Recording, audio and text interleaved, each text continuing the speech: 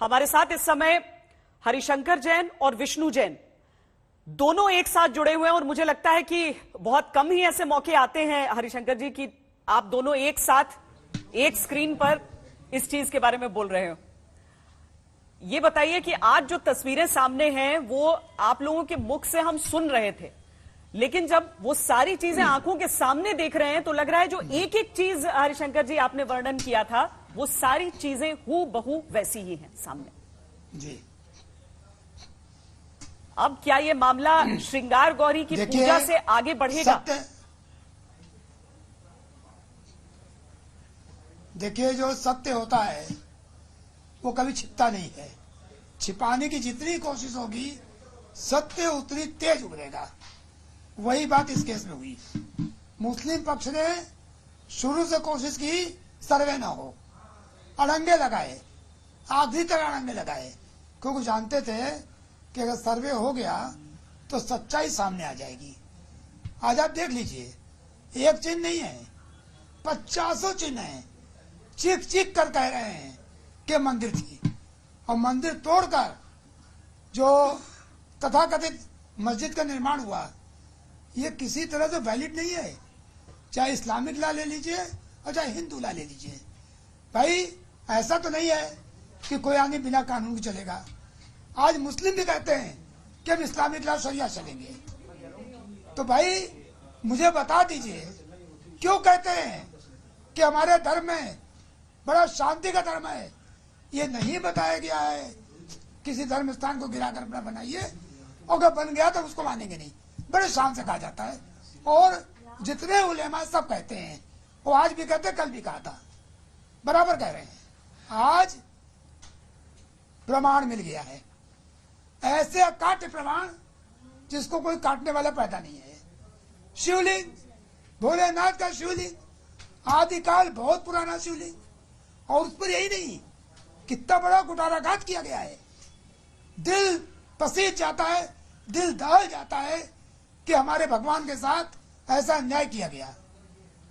ऐसी बात को देखकर शर्म आती है कि और कैसे इस अमानुषिकता को सपोर्ट किया जा रहा है, कैसे लोग सपोर्ट कर रहे हैं।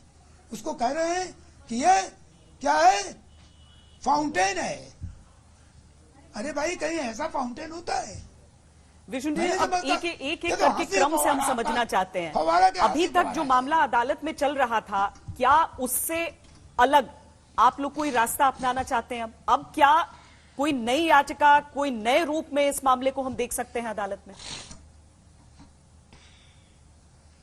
देखिए श्वेता जी, सबसे इम्पोर्टेंट बात यह है कि हमने अपनी पिटीशन में जितनी चीजें लिखी थी, एक एक चीज आज आपके सामने है। और सबसे महत्वपूर्ण बात ये लिखी थी हमने अपने पिटीशन में कि वहां पे देवता विराजमान है, वहां पे विजिबल डेटी है। तो अब जब वहां पे हमारे देवता विराजमान है तो मैं पूछना चाहता हूं कि क्या यहाँ पे प्लेसेस ऑफ वर्शिप एक्ट लागू होगा?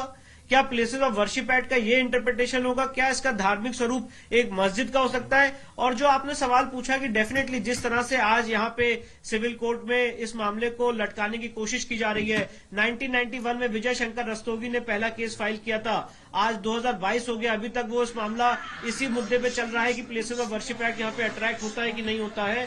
तो इसीलिए मुझे ऐसा लगता है कि सबसे महत्वपूर्ण चीज ये है कि इसमें मैं आपके चैनल के माध्यम से मांग करता हूं कि केंद्र सरकार को इंटरवीन करना चाहिए, और जिस तरह से इसका एक लेजिस्लेटिव सोल्यूशन हम सबके सामने निकालना चाहिए, क्योंकि 30 साल से हिंदू समाज के लोग कोर्ट में हैं और यही मांग कर रहे हैं कि इसकी एएसआई सर्वे हो और इस चीज की जांच हो और इस चीज का फास्ट ट्रैक का बेसिस पे इसका ट्रायल किया जाए। तो उस चीज की वो चीज इस समय नीड ऑफ द आवर है, एएसआई सर्वे और इसका fast track trial. Harishankar ji, places of worship act की बात बार बार की जाती है, लेकिन हम देखें तो अदालत में तो मामला वो है ही, लेकिन सरकार से पूछा गया, सरकार ने कोई जवाब दिया नहीं है। और अगर हम उस तरह से देखें तो ये एक चक्र है जो हमेशा चलता रहेगा, क्योंकि प्लेसेस ऑफ वर्शिप एक्ट का जो मौजूदा इंटरप्रिटेशन है उसके हिसाब से सारी चीजें, जो ये तस्वीरें भी हमारे सामने आ रही हैं, क्या वो उस हिसाब से टिक पाएंगी? देखिए, प्लेसेस ऑफ वर्शिप एक्ट तो काला कानून ही है, और आज नहीं तो कल बदला जाएगा। देश की जनता उग्र है, उसके खिलाफ व्यग्र है, और देखना इस कानून को बदलवाना चाहती है। ये एक पक्ष हुआ।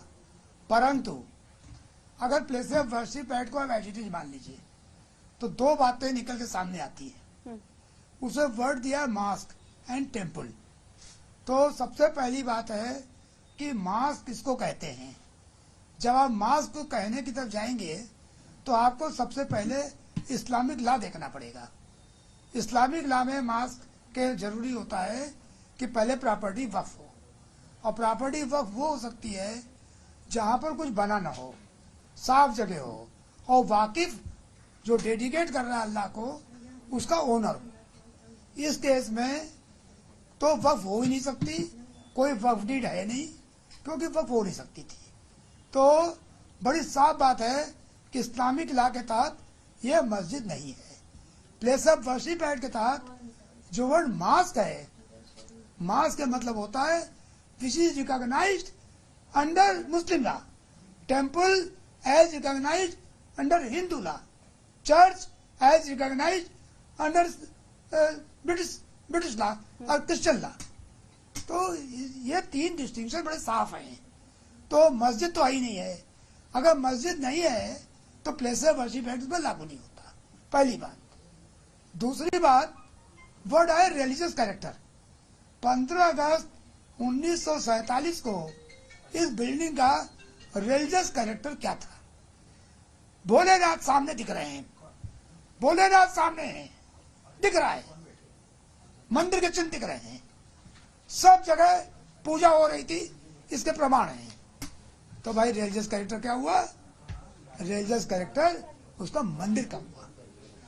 तो अगर प्लेस ऑफ वर्शिप एक्ट मान ले तब भी केस हम जीतेंगे, और कोर्ट को यही होल्ड करना होगा कि साहब 1547 को इसका रिलीजियस कैरेक्टर एक मंदिर का था, और ये हम साबित कर देंगे। और भगवान भोलेनाथ तो सामने हैं। अब तो ये साबित करने में दिक्कत ही नहीं है। त्रिशूल के निशान है, स्वास्थ्य के निशान है, श्लोक लिखे हुए हैं, गुम्बद के नीचे गुम्बद है। हाँ। पूरा परिसर, पूरा का पूरा परिसर। विष्णु जी, क्योंकि जब राम जन्मभूमि की बात होती है विष्णु जी, तो उस समय ये बार बार ये आरोप लगाया जाता है कि कुछ मूर्तियां रख दी गई थी, और इस मामले में भी कई लोग ऐसा बोलते हैं। पर हर दीवार पर अब त्रिशूल या स्वास्तिक या फिर देवताओं की आकृतियां तो उकेरी नहीं गई होंगी। तो ये तो पूरा जो मामला है वही अलग हो जाता है। यहाँ पर तो हर एक जगह जो तस्वीरों में हम देख रहे हैं उसमें तो हर एक चीज दर्ज दिख रही है। देखिए, बिल्कुल सही कह रही हैं आप, और श्वेता जी इस चीज की अहमियत बहुत इंपॉर्टेंट है, और इसीलिए हमने सबसे पहली डिमांड ये की थी कि इसका लोकल कमीशन से इसका सर्वे कराया जाए, क्योंकि जब सर्वे कराया जाएगा तो लोगों के सामने सच आएगा, कोर्ट के पटल पे जो इसकी वस्तु स्थिति है वो सामने आएगी। जहां पे आपको संस्कृत के श्लोक दिख रहे हैं, जहां पे आपको गुम्बद के ऊपर गुम्बद दिख रहा है, जहां पे आपको देवी देवताओं की खंडित मूर्तियां दिख रही हैं, जहां पे आपको देवी देवताओं को रखने के आले दिख रहे हैं जिसको छेनी हथौड़ी से मार के तोड़ा गया है, जहां पे आपको हिंदू मंदिर के पिलर दिख रहे हैं, जहां पे आपको शिवलिंग दिख रहा है, शिवलिंग के बगल में कुआं दिख रहा है जो ओरिजिनली भगवान शिव को उनका अभिषेक करने के लिए वहां पे कुआं बनाया गया था, और जो मस्जिद की एंट्रेंस है उसमें जो पिलर है वो हिंदू मंदिर के दिख रहे हैं, उसमें जो आले दिख रहे हैं वो कोई भी नंगी निगाहों से कह सकता है कि ये हिंदू मंदिर के सारे चिन्ह और सभ्यताएं। तो इसीलिए मैं ये बात कहना चाहता हूं, आज मुस्लिम पक्ष के लोग यहाँ हाईकोर्ट में, यहाँ डिस्ट्रिक्ट कोर्ट में दीन मोहम्मद का जजमेंट पढ़ रहे थे, और पैरा 40 में दीन मोहम्मद के जजमेंट में सिविल जज ने लिखा है कि मंदिर तोड़ के मस्जिद नहीं बनाई जा सकती है, और वो मस्जिद इस्लाम के हिसाब से भी वैलिड मस्जिद नहीं होगी। वहां पे जो आप नमाज भी ऑफर करेंगे वो नमाज भी अल्लाह को कबूल नहीं होगी। तो इसीलिए ये सवाल हिंदू मुस्लिम का नहीं है श्वेता जी, ये सवाल है जो विदेशी आक्रांताओं ने इस देश में तलवारों की नोक पे किया था, आज के इंडिपेंडेंट इंडिया में उसको कलम के माध्यम से रेक्टिफाई किया जाए, और ये मैसेज दिया जाए कि तलवार से बड़ी ताकत कलम की होती है। और इसी कन्विक्शन के साथ हम लोगों ने ये पिटीशन लगाई थी। और श्वेता जी, अगर आप हमारी पिटीशन देखेंगे उसका एक एक पैरा आज सच की कसौटी पे सामने खरा उतरता दिख रहा है। मैं यहाँ पे कोई वर्डिक्ट नहीं सुना रहा हूं, पर एक हिंदू पक्ष के वकील होने के नाते कन्विक्शन से हमने जो बात रखी थी वो आज आप सबके सामने है, और इसी कन्विक्शन से हम कोर्ट गए थे ये कहते हुए कि शिवलिंग का एरिया सील किया जाए। बहुत सारे आरोप लगाए गए थे,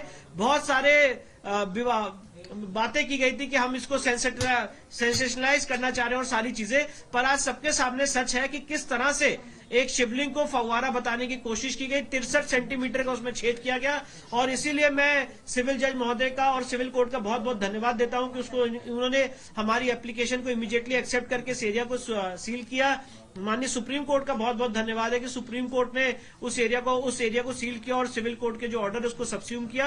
और ये बहुत महत्वपूर्ण है कि इस समय नीड ऑफ द आवर है कि इसमें सेंट्रल गवर्नमेंट को इंटरवीन करना चाहिए, स्पेशल ट्राइब्यूनल बनाना चाहिए, इस सारे केसेस को स्पेशल ट्राइब्यूनल में भेजा जाना चाहिए, डे टू डे सुनवाई होनी चाहिए, places of worship act repeal होना चाहिए और तभी इस मामले का एक लीगल ढंग से सोल्यूशन हो सकता है। हरिशंकर जी, अब इसमें आगे क्या कदम अगर हम समझना चाहें आपसे कि अभी तक दावा शब्द का इस्तेमाल किया जा रहा है कि हिंदू पक्ष कह रहा है कि शिवलिंग है, मुस्लिम पक्ष कह रहा है फव्वारा है, लेकिन इसमें तो दूध का दूध पानी का पानी तब होना जब पता चले कि ऊपर जो हिस्सा है वो जुड़ा है या फिर पूरा निर्माण वैसा है। ये कैसे चीजें पता चलेंगी और इसके लिए अब कानूनी प्रक्रिया क्या होने वाली है?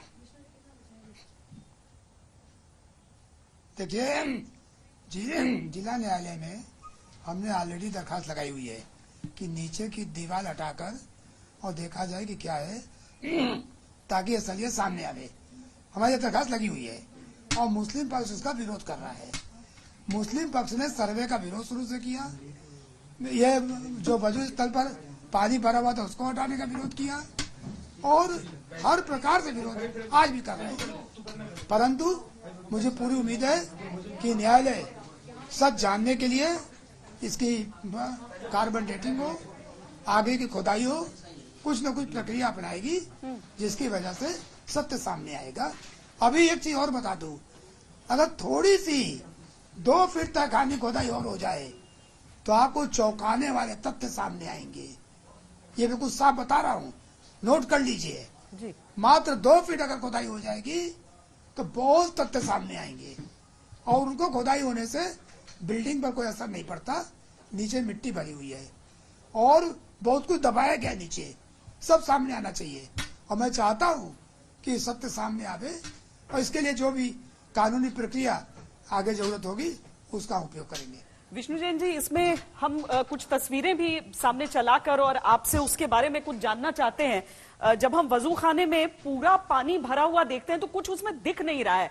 अगर वो तस्वीर हम सबसे पहले शुरू कर पाए यहाँ पर, जिसमें पूरा पानी ऊपर तक लबालब भरा हुआ है, उस समय कुछ प्रतीत नहीं हो पा रहा है कि क्या हो सकता है। वो बस एक वजू खाने की जैसा जिसमें पानी भरा हुआ है। वो तस्वीर अगर हम पहले स्क्रीन पे चला सकें,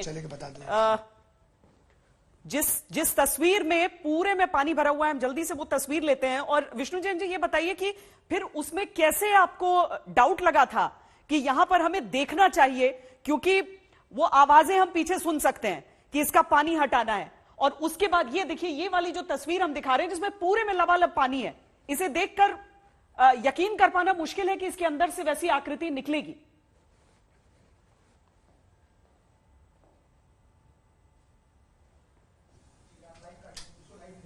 यह बात 15 तारीख की शाम की है। 15 तारीख की शाम को वहां तक बात हुई थी तो मुस्लिम पक्ष पानी हटाने के लिए तैयार नहीं था। उन्होंने कहा मछलियां मर जाएंगी और पानी नहीं हटेगा और कहा ऐसा को मिलेगा क्या। हाँ। फिर हुआ कि ठीक है, डिस्ट्रिक्ट मजिस्ट्रेट साहब ने और कमिश्नर ने बात की और हुआ कि भाई इसमें पानी हटना चाहिए। शासन ने बात की, प्रशासन लोगों ने बात की, तो किसी तरह से ये हुआ कि चलिए ठीक है, सुबह आइए। तो सुबह बड़े मुश्किल से, मैं नहीं जा पाया था, एक अलग चीज है, पर मुझे मालूम पड़ा कि पानी हटाया गया और पानी इतना भर दिया गया था कि बाहर से कुछ न दिखे, बड़ी सफाई से। पर जैसे ही 2 फीट पानी हटा, भोलेनाथ के दर्शन तुरंत हो गए। और आपको लग रहा है 2 फीट और अगर खुदाई अब नीचे की ओर हो जाए तो एक अलग तस्वीर सामने होगी? मैं दावे के साथ कहता हूं कि नीचे तहखाने में 2 फीट की खुदाई अगर और हो जाएगी तो चमत्कारी तथ्य सामने आएंगे। बहुत कुछ है। कुछ तस्वीरें हम इसमें ऐसी भी देख रहे हैं जहां पर स्वास्तिक के निशान या फिर त्रिशूल के निशान दिखते जरूर हैं, लेकिन उसके साथ ही लगता है जैसे उस पर कोई व्हाइट वॉश किया हुआ है। क्या वो ताजा चूना किया हुआ था उस पर? सही कह रही है जी, उसमें पेस्ट किया गया था, लग रहा था बहुत हाल का किया हुआ है और बहुत कुछ छिपाने के लिए किया गया था। जहां पर ये नमाज आजकल पढ़ रहे हैं वहां पर स्वास्तिक के निशान के ऊपर एक कैलेंडर लगा दिया गया था ताकि वो दिखे ना।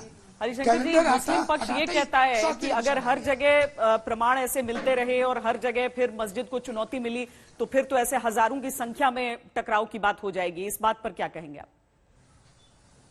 नहीं, कोई टकराव की बात नहीं है। ईमानदारी से बैठ के इसका एक ही सत्य हो सकता है, हर आदमी जानता है, कोई ऐसे नहीं कहेगा। ईमानदारी से जहां जहां मंदिर तोड़कर आपने मस्जिद बनाई है, कम से कम 100% नहीं तो 50% तो खाली कर दीजिए। पर ये कहिए कि हम कहीं नहीं छोड़ेंगे। प्लेसेस ऑफ वर्शिप एक्ट के तहत सारे पाप का शब्द हो गया, तो ऐसे पाप को उजागर करेंगे और ऐसे कानून को बदलवाने के लिए 2024 में ऐसे सांसद जाएंगे जो कि इस कानून को बर्दाश्त नहीं करेंगे और बदल देंगे। चलिए, बहुत बहुत धन्यवाद जनता हरिशंकर के जी हाथों आपका में हमसे शक्ति बातचीत करने के लिए।